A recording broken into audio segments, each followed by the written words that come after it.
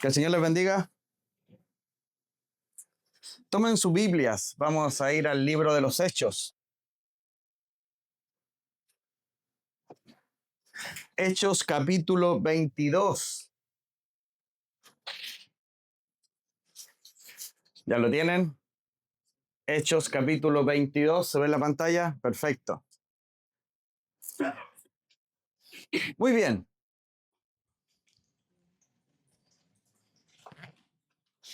Se fue la imagen.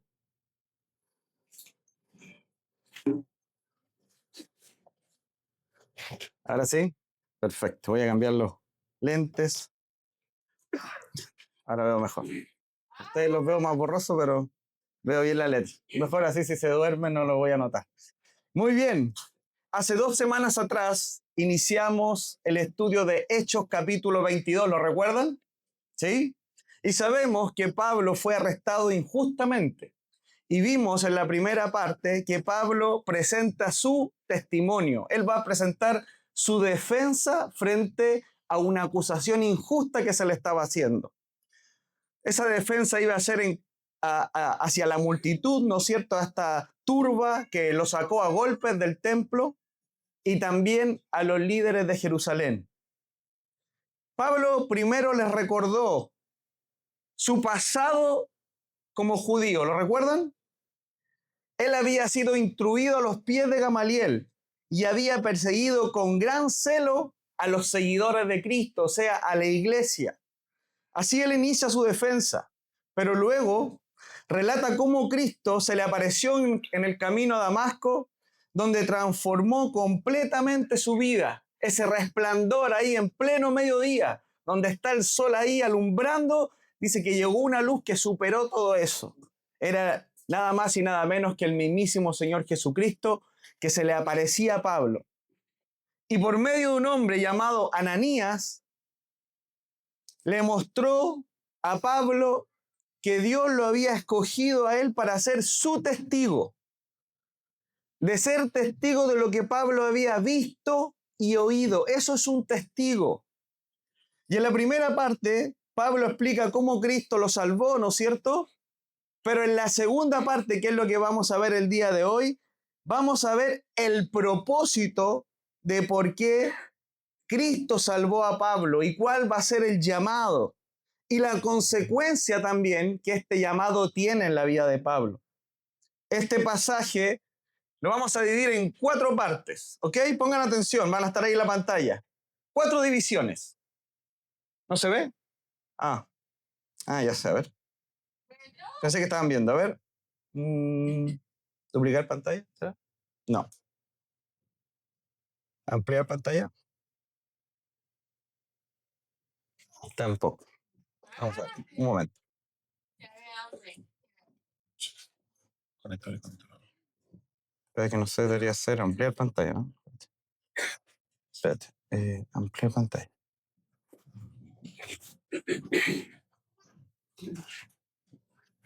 Y ahora lanzar. A ver, ahí sí, perfecto. Entonces, como les decía, vamos a ver 4 divisiones. La primera división está entre los versículos 17 al 21. Y vamos a ver ahí la revelación de Pablo y su comisión a los gentiles. La segunda parte estará entre el versículo 22 y 25, donde veremos el rechazo de la multitud y la apelación de Pablo. En la tercera parte veremos del versículo 26 al 29, donde veremos la ciudadanía de Pablo, él como romano, y la protección providencial de Dios sobre su vida. Y por último, en el verso 30 veremos que Pablo es presentado ante el concilio, donde se le da nuevamente una oportunidad para poder hablar de Cristo. Muy bien, vamos con la primera parte. La primera parte es la revelación de Pablo y su comisión a los gentiles, versos del 17 al 21. En estos versos, hermanos, veremos que Pablo relata que mientras oraba en el templo, él está orando en el templo, entró en un éxtasis, en una revelación, y recibió un mensaje directo del Señor Jesucristo. Cristo le advierte que los judíos en Jerusalén, donde él se encontraba, no recibirían su testimonio y le va a ordenar el Señor a salir de Jerusalén. El Señor le dice, no van a recibir tu testimonio acerca de mí, le dice el Señor, y le va a dar una orden, sal de Jerusalén. Leamos del verso 17 al 21, escuche. Y me aconteció, vuelto a Jerusalén, que orando en el templo me sobrevino un éxtasis, y le vi que me decía, date prisa y sal pronto de Jerusalén, porque no recibirán tu testimonio acerca de mí. Yo dije, Señor, ellos saben que yo encarcelaba y azotaba en todas las sinagogas a los que creían en ti. Ese era Pablo. Y cuando se derramaba la sangre de Esteban, tu testigo, yo mismo también estaba presente y consentía en su muerte y guardaba las ropas de los que le mataban. ¿Oramos, hermanos? Padre, agradecemos por tu bendita palabra el día de hoy. Padre, que tu palabra, Señor, el día de hoy caiga como la lluvia y que reye, Señor, nuestros corazones que tienen sed de ti. Que tu palabra, Señor, no regrese vacía el día de hoy, porque tú la enviaste con un propósito. Prepara, Señor, nuestros corazones. Ayúdanos a estar atentos a lo que tú tienes que enseñarnos el día de hoy. Oramos en el nombre de Jesús. Amén. Muy bien, verso 17 dice, y me aconteció, vuelto a Jerusalén, o sea, Pablo está regresando a Jerusalén, que orando en el templo me sobrevino un éxtasis. Entonces, presten atención acá, hermanos. Al llegar al versículo 17, aparece una pregunta interpretativa que debemos hacernos. Y es una pregunta importante. La pregunta es la siguiente, ponga atención. ¿Cuándo Pablo está realizando esta oración en el templo? ¿Escuchó la pregunta? ¿Cuándo Pablo está realizando esta oración en el templo? La realizó en el capítulo 9, después de su conversión, cuando regresa de Jerusalén, o la realizó en el capítulo 21, el contexto inmediato, el capítulo que vimos hace un par de semanas atrás, cuando estaba en el templo cumpliendo el voto de estos 4 discípulos, en el cual él, ¿no es cierto?, en amor los acompaña, cumple el voto con ellos, este voto nazareno, además paga las ofrendas por él, y estando en el templo oró. ¿Cuándo Pablo oró esta oración? Lucas, hermanos, no había mencionado anteriormente esta experiencia. Esta es la primera vez que lo nombra. Por eso existen 2 interpretaciones posibles que están ahí en la pantalla.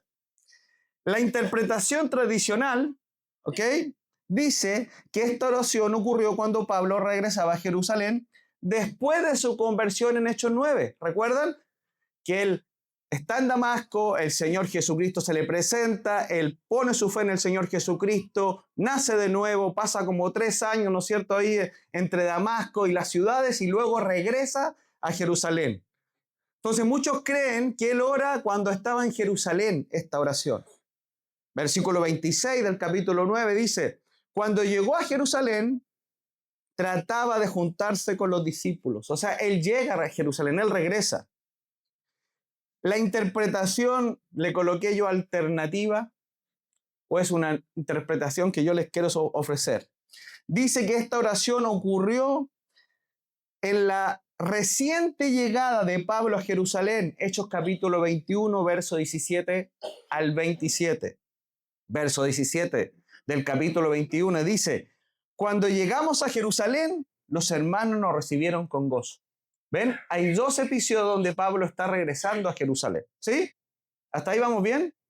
¿Sí? Mis estudiantes de hermenéutica, ¿sí? Muy bien. Ahora, ambas interpretaciones, hermanos, son posibles. ¿Sí? Ambas son posibles.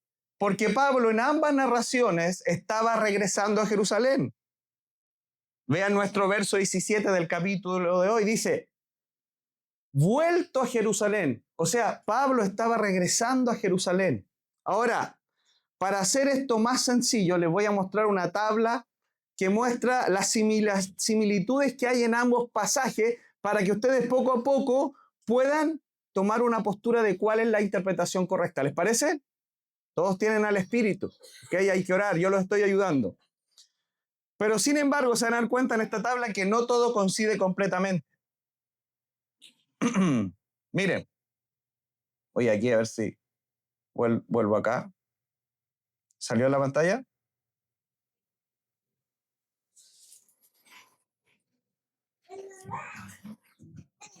Hoy día va a ser un día entretenido. A ver, ¿qué pasa? Está pegado. Ah, ustedes lo tienen ahí, yo soy el que no lo veo. Perfecto. Ok, bueno.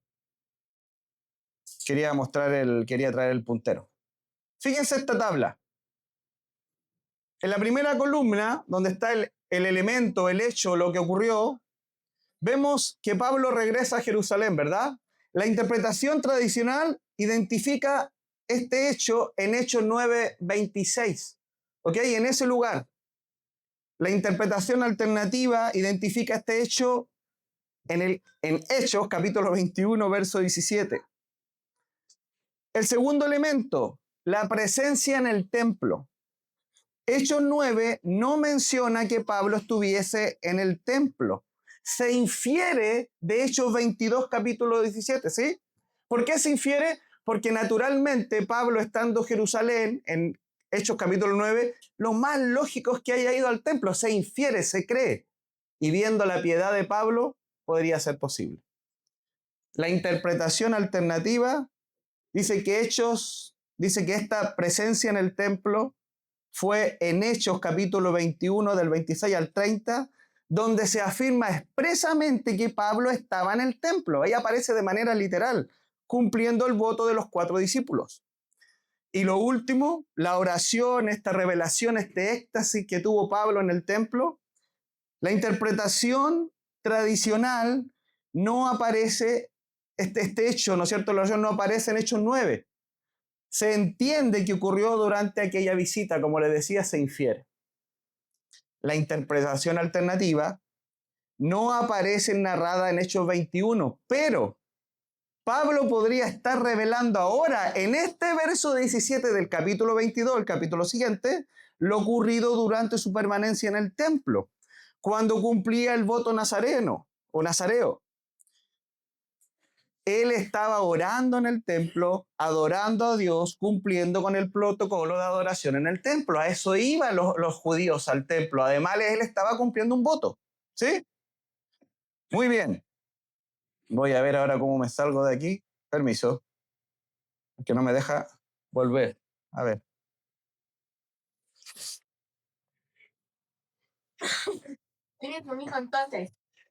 Ok.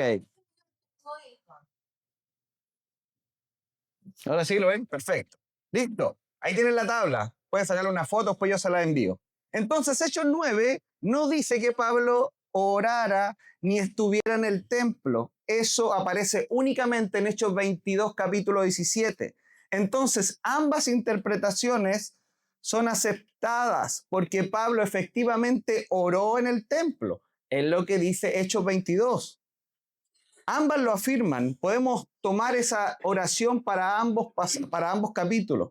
La diferencia, hermanos, consiste en determinar en cuál visita a Jerusalén ocurrió esta oración. ¿Fue la de Hechos 9 o fue la de Hechos 21?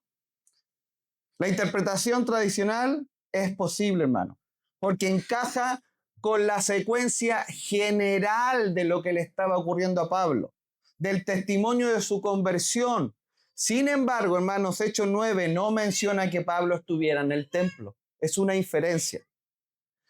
Ahora, la interpretación alternativa, que es la que yo pienso que es, y van a ver que yo voy a empezar a desarrollar el pasaje de esa forma, pero ustedes al final, cuando terminemos en el verso 21, ustedes tendrán que tomar su propia opinión, ¿ok?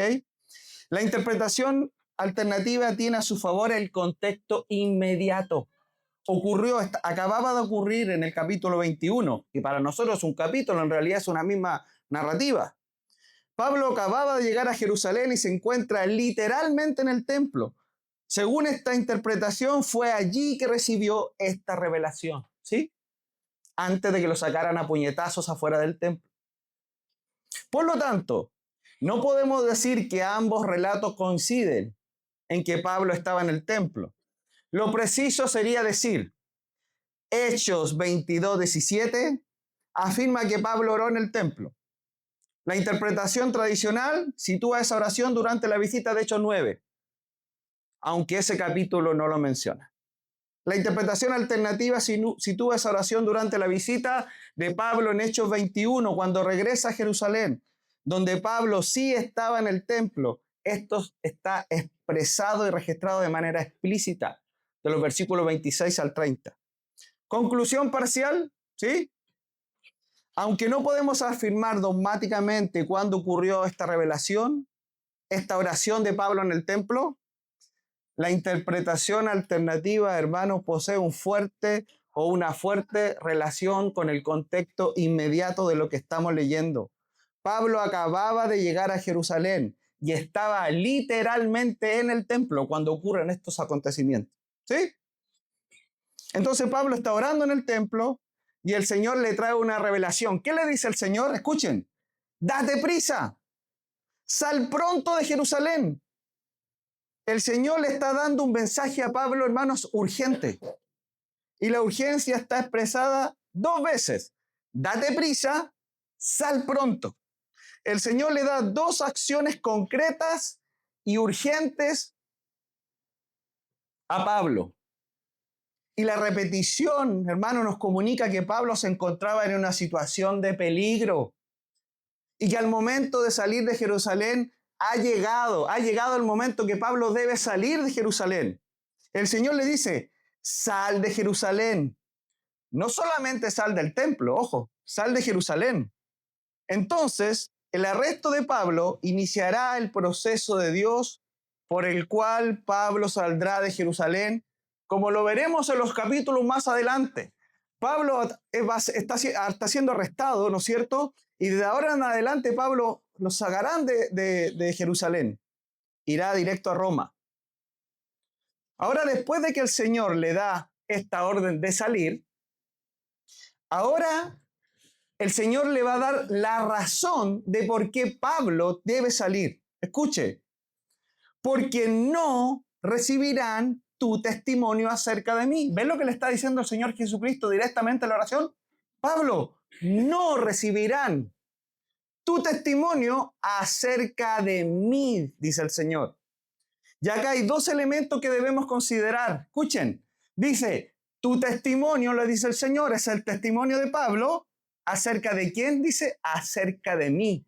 Es un testimonio acerca de Cristo. El testimonio le pertenece a Pablo, pero su contenido central es Jesucristo, el Señor. Ese es el contenido. De eso se nutre el testimonio de Pablo. Pablo puede contar su historia, su pasado religioso, su conversión hacia el bautismo, ¿no es cierto? Pero todo ese relato tiene como objetivo dar testimonio de nuestro Señor Jesucristo. Eso le está diciendo el Señor. Luego le dice, ¿no es cierto? Ese testimonio es acerca de mí. Y ese mí en el original, hermano, es yo. Lo que pasa es que suena raro leerlo así. Se podría decir de esta forma, porque no recibirán tu testimonio acerca de yo. Se traduce acerca de mí, o sea, es el testimonio de Cristo, de Él mismo. Y yo, hermano, es un pronombre personal y está en posesivo. ¿Qué significa que está en posesivo? El posesivo indica a quién le pertenece algo. El testimonio es de Cristo, no de Pablo. Es a través de Pablo. Por lo tanto, el problema de la multitud no era que rechazaran a Pablo, hermano. ¿Se dan cuenta de lo que está ocurriendo aquí? La multitud no está rechazando el testimonio de Pablo, está rechazando el testimonio de Cristo mismo. Es su testimonio el que la multitud está rechazando frente a Pablo. Al estar rechazando a Pablo, estaban rechazando a Cristo mismo. Ese testimonio, en última instancia, le pertenece a Cristo Jesús. Amén. La idea central, hermano, del verso 18 es que Dios le estaba anticipando lo que iba a ocurrir a Pablo. ¿Recuerdan que el Señor constantemente le anticipaba las cosas a Pablo? Porque Pablo era su favorito, ¿verdad? ¿Sí? ¿Qué hemos visto en la vida de Pablo? Un hombre consistente en buscar la voluntad de Dios y no solo buscarla, hacerla. Cuando un creyente busca de manera consistente la voluntad de Dios por medio de su palabra, con el deseo profundo de hacerla, Dios se le revela a esa persona. Hermanos, Pablo no es alguien especial, no es el favorito de Cristo. Esta verdad puede ser para ti hoy. Pablo es una fuente de revelación de Dios, porque Pablo tiene el corazón en el lugar correcto. Pablo se ha posicionado en el lugar correcto. Cristo conocía de antemano el rechazo de las personas en Jerusalén y se lo reveló de manera anticipada para que Pablo una vez más estuviera preparado. El Espíritu por todas las ciudades le decía a Pablo, te vendrán prisiones y pruebas. Y Pablo se fortalecía y lo entendía y oraba y transitaba en esa voluntad. La incredulidad de la multitud, hermanos, no sorprendió al Señor, ni frustraría obviamente sus planes. Este sería el comienzo para llevar a Pablo hacia Roma, donde daría testimonio y apelaría ante el César, el rey de los romanos. Recuerden la gran profecía que marcó toda la misión de Pablo en Hechos 9, verso 15. Él le dice, porque instrumento escogido me es este acerca de Pablo para llevar mi nombre en presencia de gentiles y de reyes. Ya le había predicado a los gentiles. Ahora va a empezar su predicación hacia el César. Hacia allá va a empezar a transitar, que obviamente también son gentiles. O a las naciones. Entonces Jesús le anticipa el evento que le va a ocurrir a Pablo. Verso 19. Yo dije, vean, Pablo empieza a hablar con el Señor en la oración. Yo dije, Señor, ellos saben que yo encarcelaba y azotaba en todas las sinagogas a los que creían en ti. Señor, ellos me conocen. Ellos saben que yo era el que perseguía a la iglesia y los azotaba, los golpeaba duramente. A todos los que creían en ti. Una traducción más literal sería, y yo dije, Señor, ellos mismos conocen que yo estaba encarcelando y golpeando de sinagoga en sinagoga a los que creen en ti. Ese era Pablo, hermano, un perseguidor de cristianos. En este tiempo él andaría aquí y nos sacaría a la rastra con una guardia. A patadas sacaba hombres y mujeres. Ese era Pablo. Y él dice, mis hermanos judíos me conocen, ese soy yo. Y en este verso Pablo está argumentando con el Señor y de cierta forma dice, Señor, ¿por qué me voy a ir de Jerusalén si ellos me conocen? Yo no estoy en contra de las tradiciones ni de la ley. Por eso estoy en el templo cumpliendo para que se den cuenta. Estas personas conocían perfectamente quién fui, dice Pablo. Yo encarcelaba y golpeaba a la iglesia. Pero Señor, tú me cambiaste, dice Pablo. Tú me transformaste, me hiciste una nueva persona. Cuando a veces decimos esa expresión, es que yo soy así. Hermano, ¿qué clase de espíritu tiene usted? El Espíritu Santo tiene poder para cambiar a las personas. Hermano, si usted siempre ha sido de una forma, no tiene por qué ser así toda la vida. El Espíritu Santo de Dios quiere transformar tu vida de adentro hacia afuera. ¿Estás dispuesto? ¿Estás disponible? Si tú estás disponible, el Señor lo hará como lo hizo con Pablo. El cambio de Pablo es radical. Un tipo que sacaba a la gente a golpes, los llevaba para que los mataran, lo veremos más adelante. Y hoy día es capaz de entregar su propia vida por esa causa que él perseguía. Entonces, Pablo pensaba que su pasado como perseguidor daría más credibilidad a su testimonio frente a los judíos, al liderazgo judío, a la multitud. Su camino había sido tan radical que nadie podía explicar el cambio de Pablo, al menos que en esa ecuación estuviera realmente el Señor. Era imposible explicar eso. Su razonamiento parecía ser, si ellos saben cuánto me opuse anteriormente a Cristo, entonces comprenderán que solamente un verdadero encuentro personal con Jesús puede transformarte. Eso es lo que él estaba pensando y razonando. Pablo acababa de recibir la advertencia en el verso 18. No recibirán tu testimonio acerca de mí, le dice el Señor. Pero Pablo responde, Señor, ellos mismos me conocen. Ellos saben quién fui. Entonces, hermanos, acá vemos dos perspectivas. La perspectiva de Cristo y la perspectiva de Pablo en esta conversación o en esta oración. Fíjense la tabla y la perspectiva o la instrucción del Señor es, no recibirán tu testimonio acerca de mí. El razonamiento de Pablo es, ellos conocen mi pasado. Desde la perspectiva del Señor, Él conoce el corazón y la reacción de la multitud. Les pregunto ahora, ¿desde cuándo el Señor conoce eso? Desde siempre, porque Él vive en un presente continuo. Nada lo toma por sorpresa. Él siempre lo supo. El razonamiento de Pablo piensa que su transformación los convencerá. Desde la perspectiva del Señor, Cristo le ordena salir a Pablo de Jerusalén. Razonamiento de Pablo todavía desea dar testimonio acerca de Jesús a ese pueblo que él tanto amaba. Ahora, hermanos, Pablo no está desobedeciendo abiertamente al Señor. Él está expresando su profundo deseo de alcanzar a su pueblo Israel. Él pertenecía a ese pueblo y él entendía el grave error que es rechazar a un Dios vivo. Pablo lo entendía. Él piensa que su pasado como perseguidor será una prueba convincente de la realidad de la conversión que el Señor había hecho en su vida. Verso 20. Y cuando se derramaba la sangre de Esteban, está diciendo Pablo, y cuando se derramaba la sangre de Esteban, tu testigo, yo mismo también estaba presente y consentía en su muerte y guardaba la ropa de los que le mataban.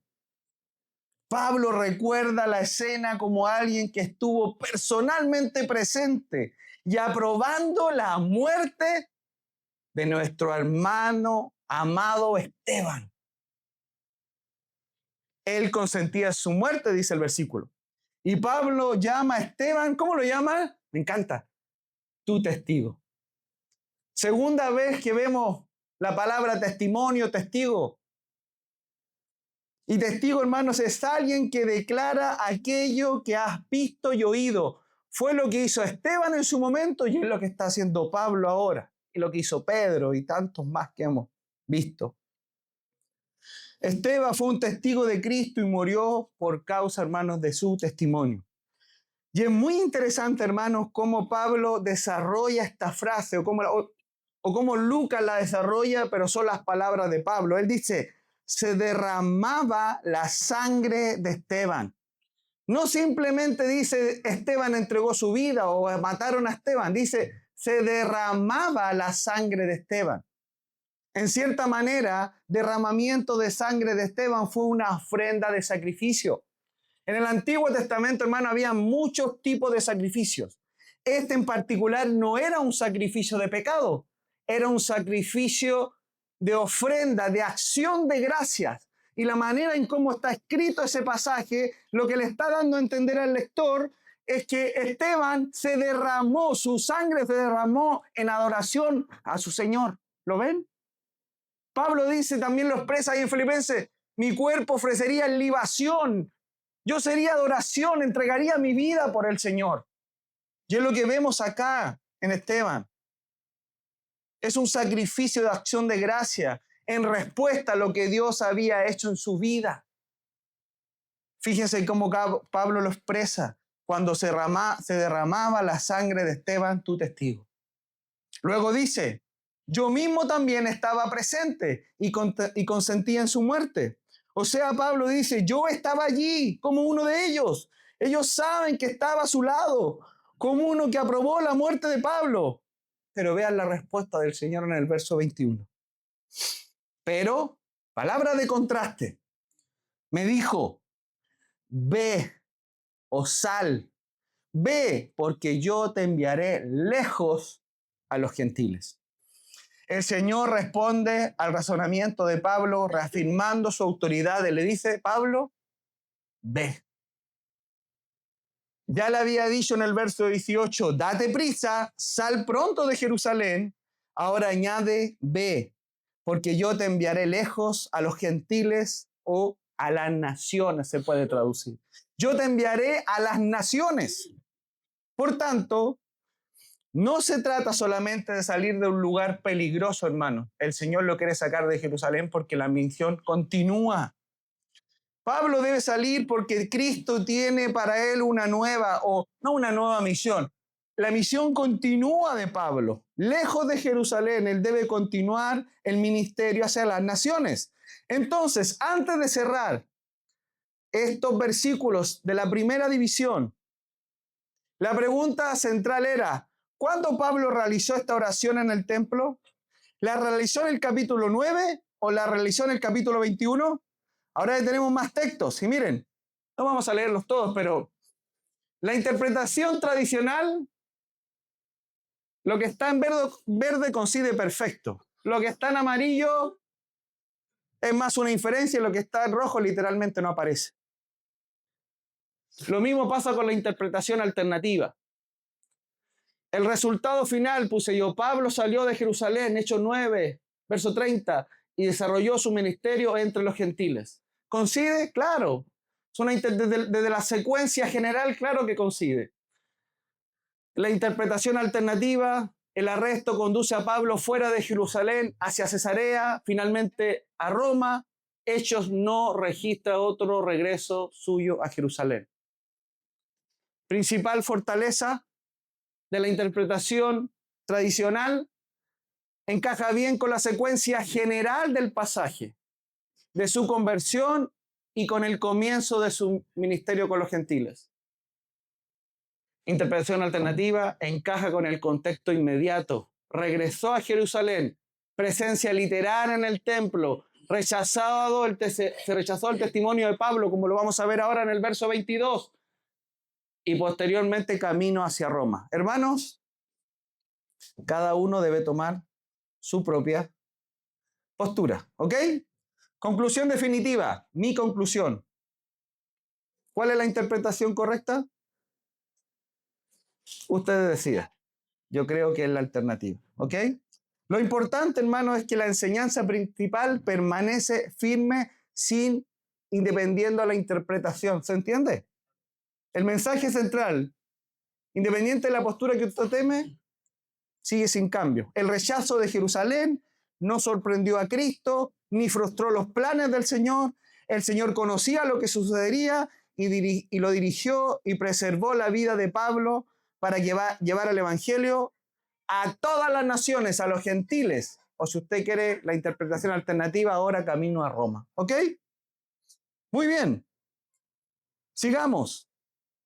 Vamos ahora a ver en el verso 22 que la multitud confirmó esa advertencia del rechazo del testimonio de Pablo acerca de Cristo. ¿Qué le dice el Señor en la visión? Mira, van a rechazar el testimonio acerca de mí. El verso 22 lo va a demostrar. Precisamente cuando Pablo habla acerca de las naciones y los gentiles. Esto nos lleva a nuestra segunda división, el rechazo de la multitud y la apelación de Pablo, de los versos 22 al 25. Verso 22. Vean la reacción de la multitud. Pablo dice que el Señor le dice, ve lejos a los gentiles. Verso 22 dice, y le oyeron hasta esta palabra, no palabras, y le oyeron hasta esta palabra. Entonces alzaron la voz diciendo, quita de la tierra a tal hombre, porque no conviene que viva. O sea, mátenlo. Pablo estaba dando su testimonio frente a esta turba que estaba alterada. Pablo levantó la mano, la turba hizo silencio por la gracia de Dios y Pablo empieza a narrar este testimonio hasta que él pronuncia la palabra gentil o naciones. Dice el verso, y lo oyeron hasta esta palabra. ¿Qué palabra? Gentil o naciones. Porque la palabra está en singular. O sea, ellos lo oyeron hasta que él contó lo que el Señor dijo. Ve, porque yo te enviaré lejos a las naciones. Y ahí se acabó la quietud.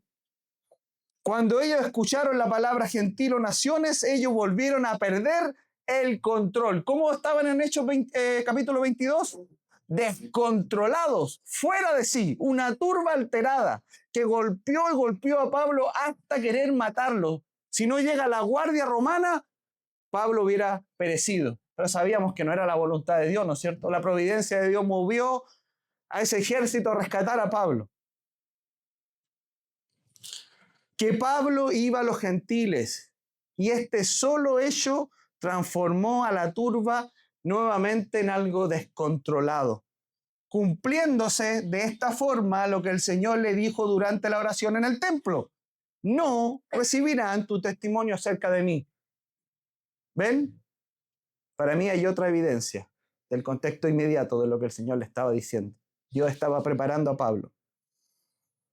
El problema para ellos no era simplemente que Pablo predicara fuera de Jerusalén. Lo ofensivo para ellos era su afirmación de que el mismo Señor había enviado a Pablo a las naciones. Esto significa que Dios estaba ofreciendo salvación a las naciones, dicen ellos, y ardieron en ira. Se inflamó de nuevo la turba. Los líderes judíos, ellos dicen, ¿Dios bendecirá a las naciones? Miren, si usted pudiera viajar 2000 años atrás y le preguntara a un líder del judaísmo y le dijera, ¿cómo un hombre puede ser bendecido por Dios? ¿Cómo puede tener una relación de pacto con el Dios de Israel? Ellos te dirían, debes hacerte judío. Eso es lo que ellos pensaban. Debes hacerte judío y cumplir todas esas tradiciones. Pero Pablo es exactamente lo que está diciendo. No. Para estar en una nueva relación de pacto solamente se necesita a Cristo Jesús. Cristo es la nueva relación de pacto por medio de su sangre redentora. Eso fue confirmado en Hechos 15 en el Concilio de Jerusalén. Se lo confirmó a Pablo, lo confirmó Santiago. Dice que el Espíritu trajo claridad a toda la iglesia. También se lo explicó a Pedro en Hechos 5, no sé, con Cornelio. Pedro dijo, ahora entiendo que el Señor no hace acepción de personas, es para toda carne y nación. Y uno dice, ¿cuándo empezó esto? Siempre estuvo en el plan de Dios. Cuando llamó a Abraham, ¿qué le dijo? En ti serán benditas todas las naciones de la tierra. ¿Cómo? En Cristo Jesús. Solo en Cristo. Por eso debemos poner toda nuestra fe y nuestra confianza en Él.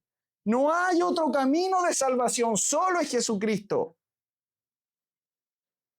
Pablo dice, no, Cristo es el redentor del nuevo pacto.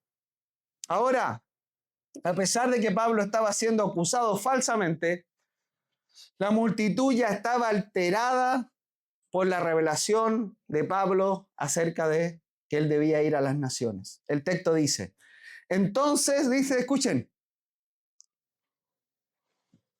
entonces alzaron la voz. Esto nos muestra un cambio repentino. Primero escuchaban, pero ahora comenzaron a gritar al escuchar la palabra gentil o nación. Luego dice, quita de la tierra a tal hombre, porque no conviene que viva.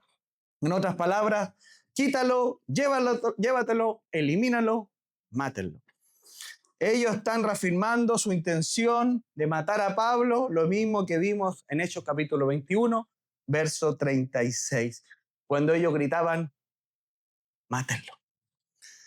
Y como ellos gritaban, verso 23, y arrojaban sus ropas y lanzaban polvo al aire, o sea, estaba totalmente airada la turba, este verso nos confirma que la multitud estaba fuera de control nuevamente. Ellos gritaban y arrojaban sus ropas y lanzaban polvo al aire. Ellos eran una turba de personas que estaban fuera de control. Ahora, desde el verso 24 en adelante, aparecen dos personajes que ya lo habíamos visto. Uno es el tribuno, el comandante, ¿lo recuerdan? ¿Sí? Y el centurión. Ambos eran personas, hermanos, poderosas. Mire, un tribuno o un comandante es una persona que al menos tiene 1000 personas a su cargo. 1000. Y un centurión al menos tiene 100. Y el tribuno tenía muchos centuriones a cargo. Eran personas poderosas, personas influyentes, personas que estaban a cargo, ¿no es cierto?, de parte del ejército romano. Verso 24. Mandó el tribuno que le metiesen en la fortaleza y ordenó que fuese examinado, escuche, con azotes para saber, escuche, por qué causa clamaban así contra él. Entonces el comandante, el tribuno, dio instrucción que metieran a Pablo en la fortaleza. ¿Por qué? Porque la turba estaba alborotada por causa de la multitud. La gente estaba fuera de sí, fuera de control. Luego dice, y ordenó que fuese examinado con azotes para saber por qué causa clamaban así contra él. El comandante, hermano, sacó a Pablo de la muchedumbre para poder hacer las cosas bien. Él quería saber por qué causa clamaban así contra Pablo. Él pide meterlo en la fortaleza para examinarlo. Ahora, hermano, la forma romana para examinar a un ciudadano no romano era muy poco ortodoxa. Es más, tenía un elemento de tortura. ¿Sí? El objetivo era el correcto, tal vez el medio no era el mejor, pero el objetivo era saber, poder sacar información de la persona, lo que la turba no quería hacer, ojo. La turba simplemente no quiso escuchar, querían quitarle la vida. Esa era la forma que tenían los romanos, era el procedimiento romano. Entonces ellos van a atar a Pablo para poder azotarle y de esta forma poder interrogarle y examinarlo, escudriñar, entender cuál es la causa, qué pasa en esta situación. Pero veamos lo que ocurre en el verso 25. Miren, pero cuando le ataron con correas, Pablo dijo al centurión, escuche, que estaba presente, ¿os es lícito azotar a un ciudadano romano sin haber sido condenado? O sea, sin haber pasado por un juicio. Pablo le dice, mira, ¿esto que están haciendo es correcto frente a la ley romana?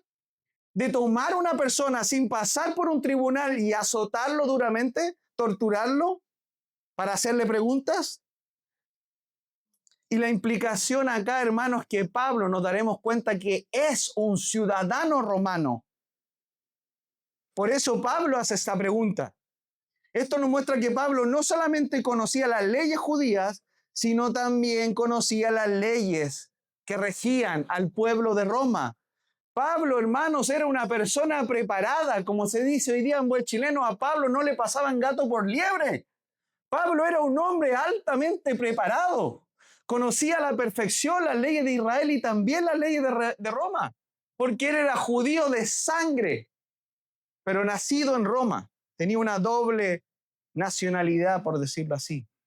Entonces pasemos ahora al verso 26 y veamos cómo responde el centurión frente a la pregunta de Pablo. Escuche.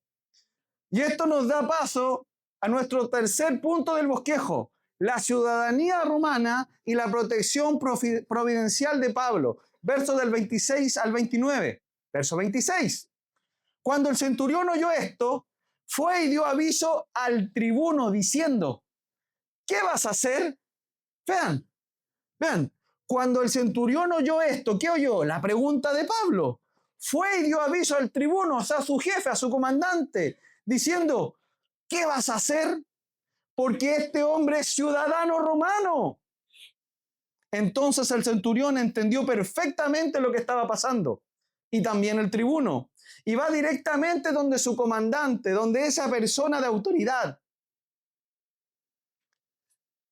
Y él le dice, el centurión al tribuno, cuidado con lo que vas a hacer. Este hombre es un ciudadano romano. Y hermano, eso cambió todo en la escena. Antes de azotarle debía haber pasado por un juicio, por un tribunal. Escuchen verso 27. La respuesta ahora del tribuno, del comandante. Vino el tribuno y le dijo, dime, o sea, vino donde Pablo. Dime, tu ciudadanía, dime, ¿eres tú ciudadano romano? ¿Y qué dice Pablo? Dijo, sí. ¡Wow, hermano! Dios sabía exactamente cuál era la ciudadanía de Pablo. Él era un ciudadano romano y lo estaba cuidando providencialmente, por eso lo está manejando de esa forma. Hay que ver la mano de Dios. ¿Ustedes creen que que Dios no sabía que Pablo iba a nacer en Roma? ¿Y no iba a estar preparado para este momento? Dios todo lo sabe porque es un Dios eterno, inmutable, que nunca cambia. Gloria a Él. Ese es nuestro Señor que siempre allana el camino. ¿Desde cuándo? Desde siempre, hermano. Sus problemas y los míos a Dios nunca lo toman por sorpresa. Nunca en el cielo habrá una conversación del Padre y el Hijo diciendo, papá, mira lo que le ocurrió al hermano Carlos, ¿qué haremos? No. Dios tiene todo preparado para los que buscan su voluntad. Ese es nuestro Señor. Y aquí vemos obrar a Dios a través de la vida de Pablo. Verso 28, escuche. Respondiendo el tribuno, yo con una gran suma, o sea, con una gran suma de dinero, adquirí esta ciudadanía. Entonces Pablo dijo, pero yo lo soy de nacimiento. Entonces el comandante le dice, yo con una gran suma de dinero adquirí esta ciudadanía porque se podía comprar, pero había que pagar mucho, porque la ciudadanía romana tenía muchos beneficios.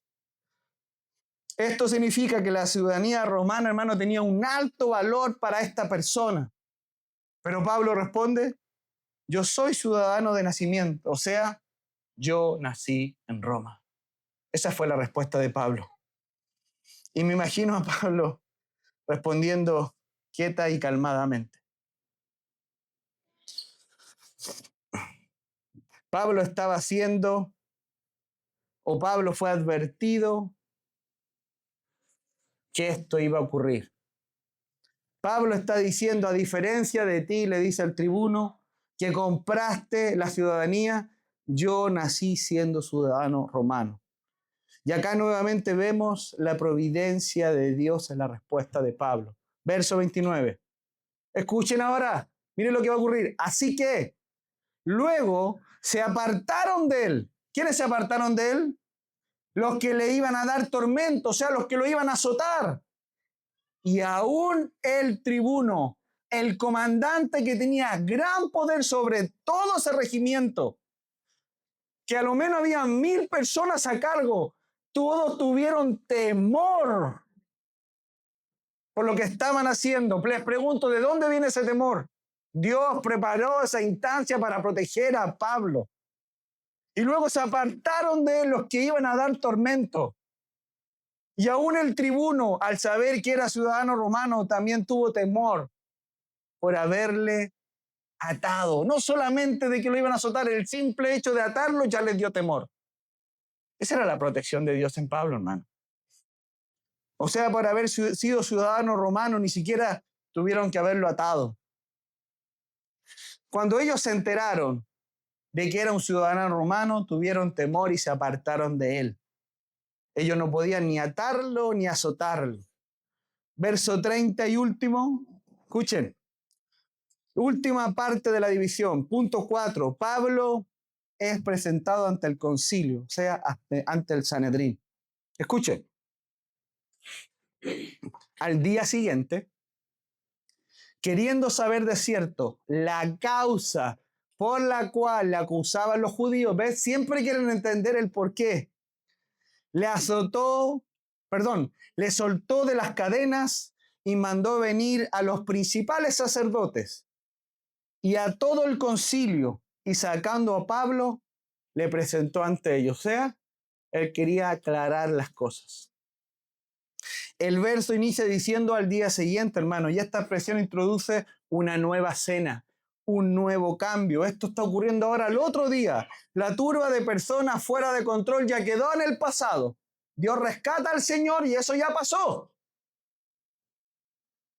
Ha terminado. Ahora Él comienza una nueva audiencia en otro espacio, en otro lugar. Frente a la seguridad y la custodia y bajo el imperio romano, a dar su testimonio frente al Sanedrín. Por eso el verso 30 funciona como una conclusión de los acontecimientos de Hechos 22. Aquí termina, pasamos al otro día.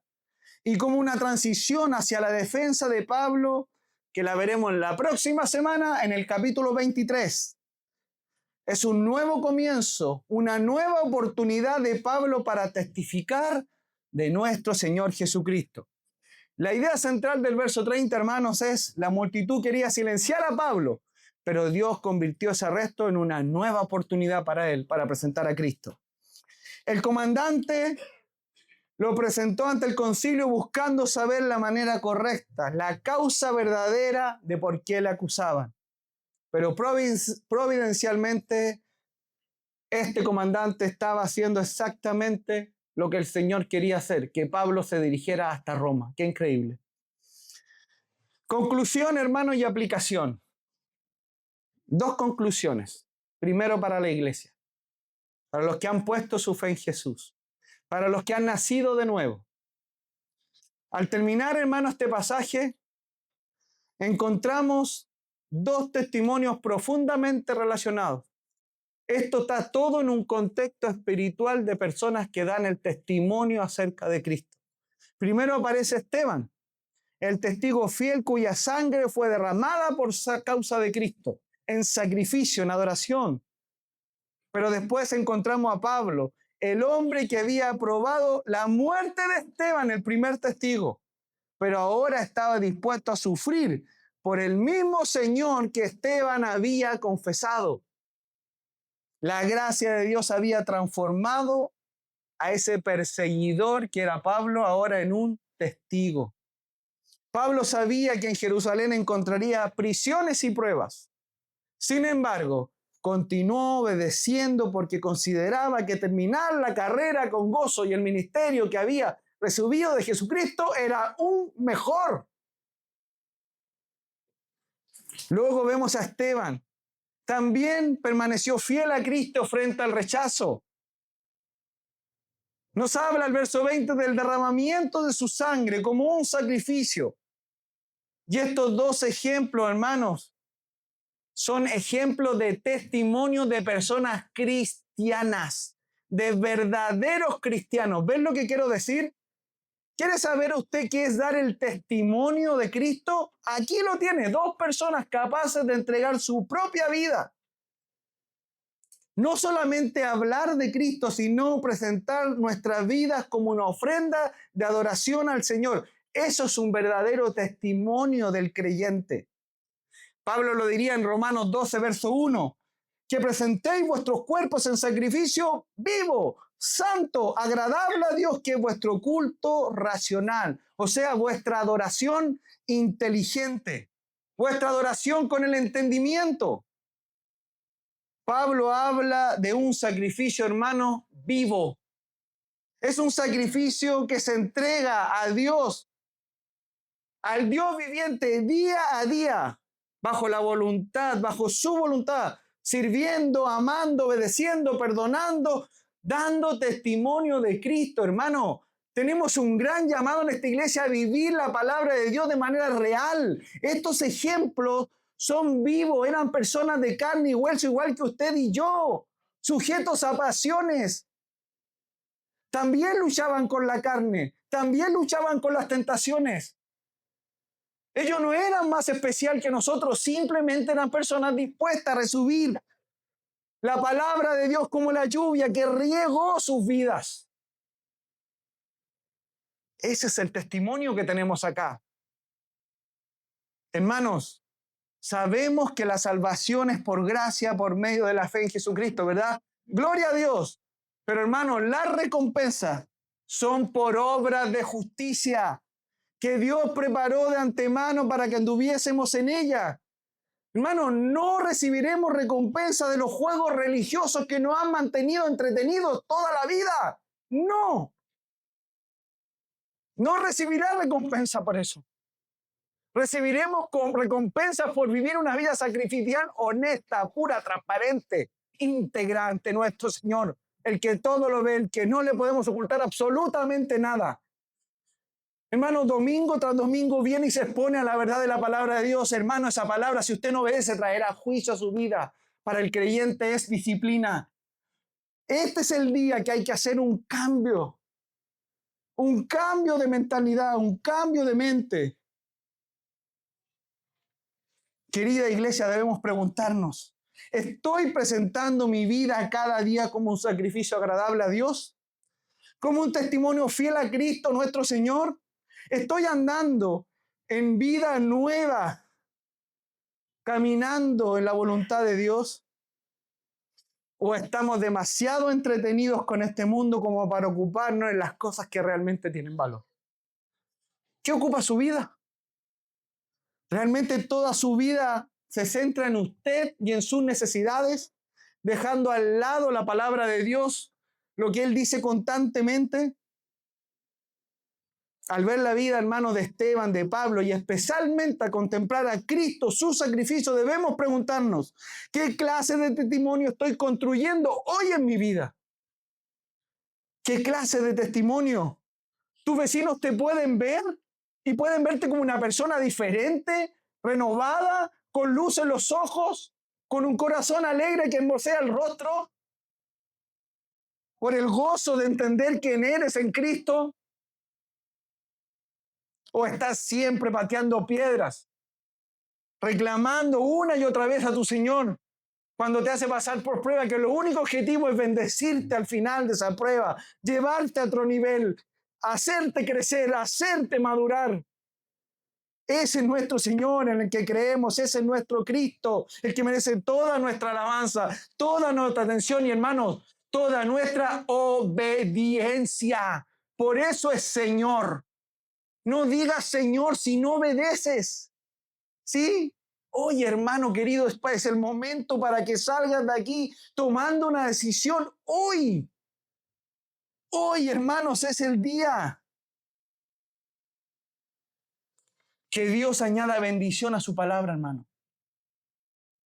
Pero antes de cerrar, quiero hablar ahora a las visitas. A los que nos visitan tal vez por primera vez. A los que tal vez nunca han escuchado este mensaje. A los que tal vez no entienden todo lo que hemos hablado. Querida visita, quiero hablarte a ti directamente el día de hoy. La multitud que escuchábamos hoy día rechazó el testimonio de Pablo.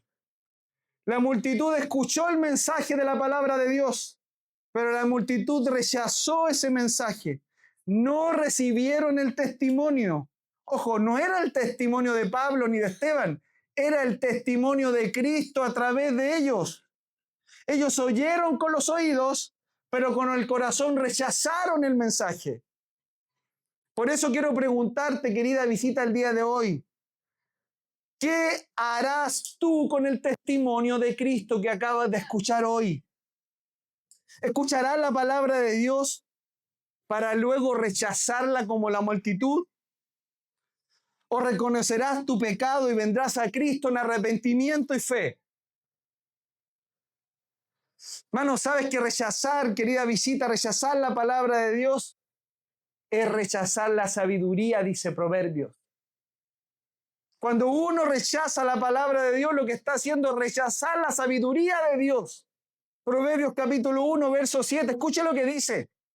El temor de Jehová es el principio de la sabiduría, y la sabiduría está relacionada con la voz de Dios. Los insensatos o los necios, en otras versiones, desprecian la sabiduría y la enseñanza. Querida visita, ¿sabes qué es un necio? Es una persona que actúa en contra de la razón. En otras palabras, es alguien que sabe lo que está bien, que sabe lo que es correcto, pero insiste en hacer lo que está mal. Un necio no es alguien que le falta inteligencia, querida visita, sino que un necio es una persona que actúa en contra de la información que él maneja. Él posee una información, pero él decide por su necesidad actuar en contra de lo que él ya sabe. Salmos capítulo 14, verso 1 dice el necio, dice, de la boca para afuera, dice el necio, en su corazón, dentro de él, no hay Dios. Y esta frase no significa que el necio no crea que existe Dios, sino que vive como si Dios no existiera. ¿Ven la diferencia? ¿Por qué él vive así? Porque es un necio. Porque es una persona que rechaza una y otra vez la sabiduría y el llamado de Dios. Por eso la palabra de Dios lo llama necio, insensato. El necio, hermano, no es un ignorante. Él sabe que hay un Dios, pero decide actuar como si no existiera, aún sabiendo en su interior que Dios es real. El necio, querida visita, no peca por ignorancia. El necio peca porque decide hacerlo, aún teniendo el conocimiento. En otras palabras, hermanos, el necio, su problema no está en la mente, su problema está en sus propios deseos. Él es guiado por sus deseos, no por lo que está entendiendo. Él se resiste a la verdad de Dios, a la sabiduría proclamada. Te pregunto en esta mañana, querida visita, ¿seguirás viviendo como un necio, como un insensato, cerrando tu corazón ante la palabra de Dios? ¿Eres tú un necio? ¿Seguirás viviendo de esa forma? Si rechazas el mensaje, la palabra de Dios dice que eres un necio. Cualquiera que rechace la sabiduría de Dios. Escucha lo que dicen los versos más adelante de Proverbios. Mira, esto es para ti, escucha. La sabiduría clama en las calles. La palabra de Dios es proclamada constantemente. La sabiduría clama en las calles. Alza su voz en las plazas. Clama en los principales lugares de reunión. En las entradas de las puertas de la ciudad. Dice sus razonamientos. Y luego Dios pregunta en el verso 22. ¿Hasta cuándo, oh simples, o necios, o insensatos, amaréis la simpleza? Y los necios aborrecerán la sabiduría. ¿Hasta cuándo? Dice el Señor. Luego Dios les hace un llamado a las personas en el verso 23. Escucha, esto es para ti. Dice, volveos a mi reprensión, dice Dios. No sigas viviendo de una manera necia. Estás poniendo lazo a tu cuello. Dice el verso 23, volveos a mí. Dios está llamando, presten atención a mi corrección. Y luego dice, derramaré, escuchen, derramaré mi espíritu sobre vosotros y os hará conocer mis palabras, la sabiduría de Dios. Pero a pesar de este llamado, los necios rechazan el llamado de Dios. Escucha la palabra de Dios, pero la desprecia. Miren lo que dice, verso 24-25 del mismo capítulo. Por cuanto llamé, dice el Señor, el Dios de misericordia, el Rey de Reyes dice, por cuanto llamé y no quisiste oír. Extendí mi mano y no hubo quien la atendiese, sino que desechaste todo mi consejo, dice el Señor. Y mi reprensión no quisiste. Querida visita de Dios te está llamando hoy. Él extiende su mano para que la tomes. No rechaces su consejo. Ama su reprensión y recibe la misericordia de Dios por medio de Cristo hoy. Escucha, querida visita. Llegará el momento en que cada persona tendrá que enfrentar la consecuencia de ese rechazo. La consecuencia de rechazar la misericordia de Dios una y otra vez. ¿Escuchó la palabra consecuencia? Es algo que no queremos escuchar. Pero la palabra de Dios dice que llegará el día que será demasiado tarde para que tú te vuelvas a Dios. Y ese día llegará a tu vida y tal vez será demasiado tarde. y te arrepentirás de haber rechazado el testimonio de Cristo, de haber despreciado la verdad, de haber desechado su consejo, de no haber tomado la mano extendida de Dios que te ofrece hoy. Tal vez hoy no quieres escuchar.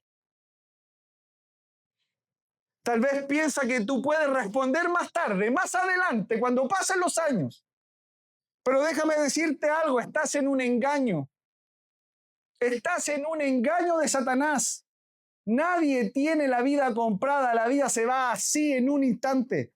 Llegará el día que será demasiado tarde para ti. Llegará el día, hermano, en que la paciencia de Dios se va a agotar. Escucha el verso 28 y 32. Perdone que me extienda, pero esto es un mensaje importante que debes escuchar. Recuerda este momento, abre tu corazón, escucha. Llegará un momento que será demasiado tarde y tú no querrás escuchar estas palabras. Escuche, entonces me llamarán, dice el Señor, y no responderé. Me buscarán de mañana y no me hallarán, por cuanto aborrecieron la sabiduría y no escogieron el temor de Jehová. No lo escogieron, ni quisieron mi consejo y menospreciaron toda reprensión mía. Comerán del fruto de sus caminos y serán hastiados de sus propios consejos. Todo lo que te está diciendo en este momento en contra de Dios, Dios te dice, mira, eso llegará el momento que te vas a hastiar de tus propios consejos por rechazar la sabiduría. Porque el desvío de los ignorantes los matará. ¿Escuchó? Y la prosperidad de los necios los echará a perder.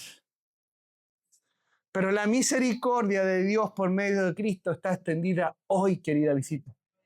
Y escuche cómo termina el verso 33.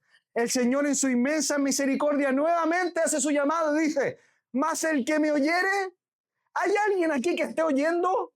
Mas el que me oyere habitará confiadamente y vivirá tranquilo sin temor del mal. Si tú decides temer a Dios, tú no tienes nada que temer contra el maligno. Nada. Pero si tú rechazas el temor a Jehová, tu vida pasará de temor en temor acerca de las asechanzas del enemigo en tu vida. Por eso la Escritura dice que la mano de Cristo está extendida hoy. He aquí, ahora el tiempo aceptable. He aquí, ahora es el día de salvación, dice Primera de Corintios. Capítulo 6, verso 2. Hermano, querida visita, Cristo viene pronto. Y no vendrá como un carpintero de Nazaret, como un tierno cordero, sino Él va a venir como el Rey de Reyes y Señor de Señores. Si mueres sin Cristo, irás al infierno. ¿Y sabes qué? Y punto. Esa es la verdad bíblica. Y punto. Tal vez tú puedes salir enojado y aquí hoy día. Enójate conmigo, no hay problema. Tal vez no vuelvas nunca más, no hay problema. Pero llévate estas palabras. Esta es la palabra de Dios. Sin Cristo irás al infierno y punto. No hay excusas, no hay segundas oportunidades. Después de la muerte todo se acabó eternamente, separado de Dios. No hay purgatorio, es infierno. Y es para siempre, es eterno, separación de Dios.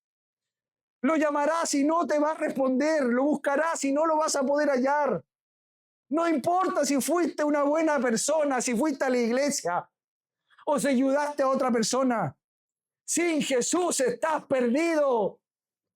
Estás perdido. Jesús no es una opción. Jesús es la única opción. No hay un plan B. Cristo Jesús es tu única esperanza hoy. Jesús dijo, yo soy el camino, yo soy la verdad y yo soy la vida. Juan 14:6. Esto significa, ¿sabe qué? Que todos los demás caminos te llevan a la perdición. Él es el único camino verdadero. El pecado, querida visita, te está matando y no te das cuenta. Te estás secando por dentro. Llegará el minuto que clamarás a Dios y ya será demasiado tarde. Si no te arrepientes, pagarás tú mismo en el fuego eterno. Y no es un símbolo, es real, es infierno y es para siempre. Miren, Dios ya hizo todo. Él envió a su Hijo, Él fue golpeado, escupido, clavado en una cruz por ti. Y aún así muchos lo rechazan. ¿También lo harás tú el día de hoy? ¿Te atreverás a rechazar a Cristo el día de hoy después de todo lo que has escuchado? Dios te llama hoy a abandonar tu autosuficiencia, arrepiéntete de tus pecados y confía plenamente en Jesús. ¿Hay alguien que quiera confiar en Jesús hoy día? Levante su mano. ¿Hay alguien que dice, Señor Jesús, gloria a Dios? Gloria a Dios. Vamos a orar.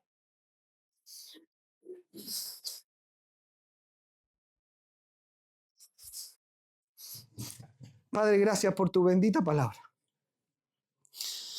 Gracias, Señor, por esta iglesia y por la vida de toda esta congregación.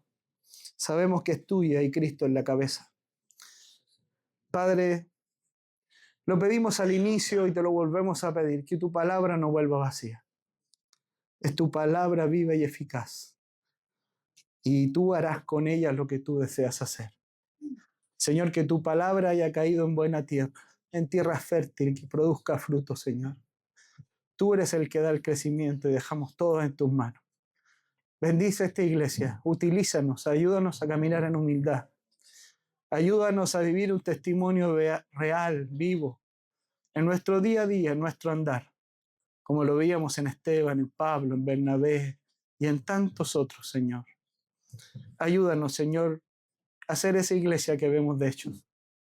Esto que estamos viendo acá semana tras semana no es un cuento. Es tu palabra verdadera y poderosa. Y nosotros te creemos, Señor.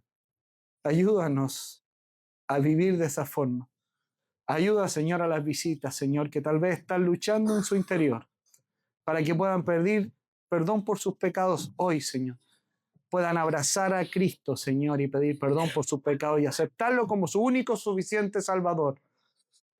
Porque Él es la única esperanza, no hay otro camino. Oramos en el nombre de nuestro Señor Jesucristo. Amén.